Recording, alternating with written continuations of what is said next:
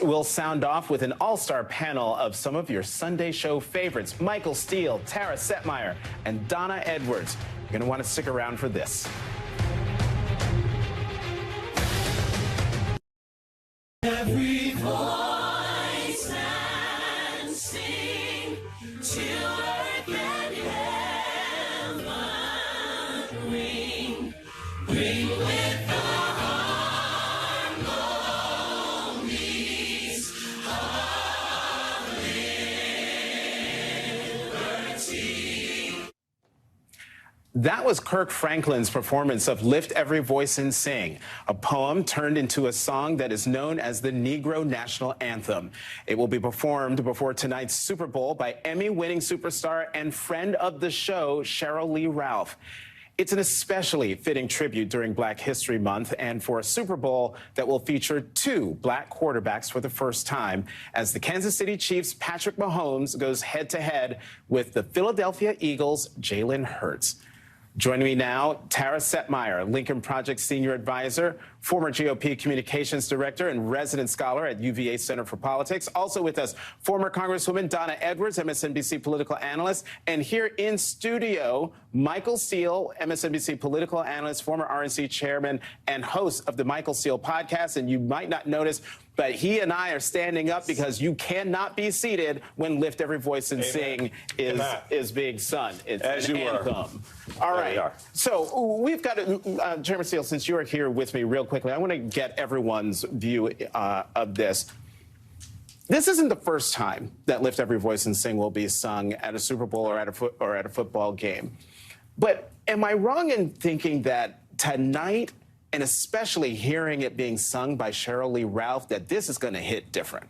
I think it will hit different, particularly given the conversation you had coming into this with the mayor in Jackson, Mississippi, and what you see happening around the country, where African Americans are still being pressed by the system.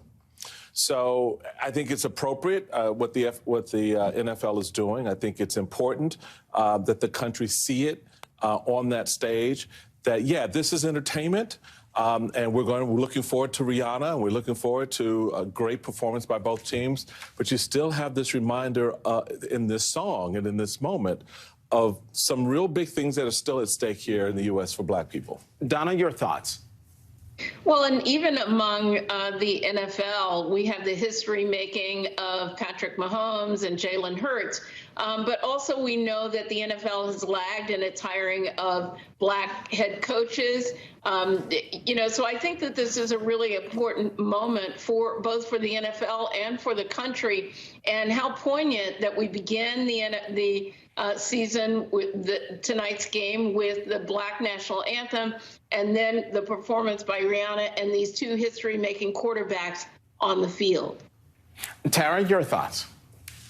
Well, first, when I saw that, it took me back to my days at George Washington University in the gospel choir. We used to sing it every February during homecoming, it was a nice way to introduce that to a lot of people, because a lot of folks were unaware of the Black National Anthem. So I'm glad to see more awareness on that. As far as the history making of the black quarterbacks playing, I mean, it's remarkable to me that we had a black president before we had two black quarterbacks in the Super Bowl. And also, this is a shift, really, in the NFL. I think learning from the Colin Kaepernick controversy and really making efforts to try to be more inclusive and to really try to put a less confrontational aspect of that whole controversy and on race and sports and what's happening in the country. I think they're hitting a really good tenor here. And Rihanna performing tonight in the halftime show comes from after she said no back during the Colin Kaepernick controversy days, because she stood in solidarity with him. So for her to come and say yes again also, I think, demonstrates a lot of growth with this issue in the NFL. So I'm here for it. I mean, I'm a Giants fan, so I'm agnostic about the Super Bowl tonight, other than I don't want the Eagles to win. And, congratulations to Coach Dable for winning Coach of the Year for the Giants. That's what I think about the Super Bowl. And Tara, thank you for giving that context about Rihanna, how she initially said no during the Colin Kaepernick days. But, Nyala Charles of NBC did an interview with Doug Williams. And for those of you who don't know, and I didn't until we were preparing for this, he is the first black quarterback to go to the Super Bowl. Listen to what he had to say. You can play in college. And you can be one of the best in college. And when it comes to the National Football League, you might not be given that opportunity.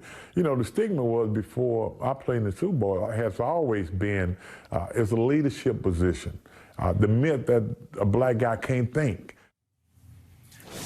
And Donna, since you were aghast at Tara saying she's a Giants fan, she's a Giants fan. What do you make of Doug Williams and this notion of the myth that a black guy can't think?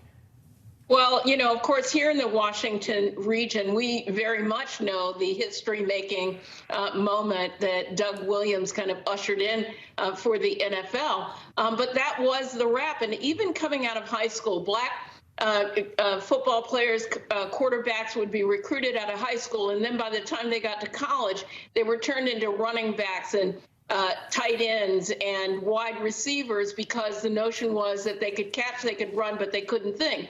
Well, not only has the NFL changed, and of course we see in Mahomes and Hurts, two amazingly talented quarterbacks who have great leadership skills, who really lead their teams. They're young guys, and they lead these teams. But also the NFL, the game has changed. I mean, the game, it requires a lot more mobility. You're not going to get these quarterbacks that sit in the pocket and kind of wait for the field to open up.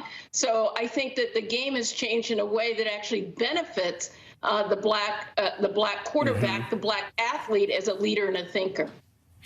Less than 30 seconds before we have to go to break. Chairman Steele, any thoughts to add? No, I think that the concept, this idea that's still pervasive to this day, that black men are less capable because they're less intelligent, they're less, they're more emotional, they get angry fast. All of those stereotypes and hypes are still out there. This is a moment, but we have so many more moments we've got to tackle ahead. All right, don't go anywhere. Tara, Donna, and Michael will be sticking around with more of our Sound Off panel after this quick break.